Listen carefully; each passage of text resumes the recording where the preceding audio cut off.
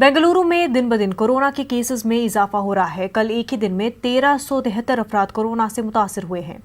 इन हालात के पेश नज़र अवाम से अपील की जा रही है कि वो कोरोना की टेस्टिंग से न घबराएं। मुसलसल बुखार, खांसी, सांस लेने में तकलीफ हो तो फौरी तौर पर कोरोना टेस्टिंग सेंटर से रुजू हो। दूसरी जानब हुकूमत से भी मुतालबा किया जा रहा है कि वो कोरोना की टेस्टिंग में इजाफा करे।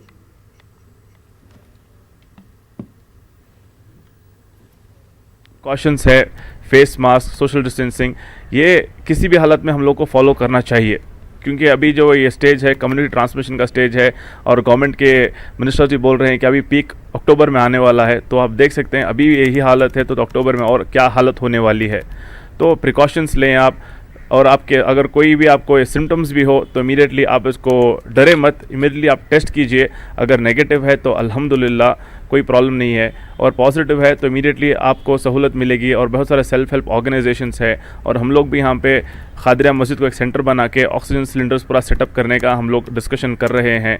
उन गरीबों के बारे में सोचो, इसको टेस्टें बढ़ाओ, इसको सहूलतें बढ़ाना चाहिए। इस सरकार को जितना हो सके ज़्यादा से ज़्यादा टेस्ट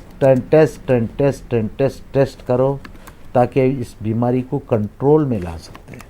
वरना इसको पकड़ उसको छोड़, इसको पकड़ उसको छोड़, इसी तरह से खो खो खेलते रहेंगे, ये गेम नेवर एंडिंग गेम हो जाएगा फिर।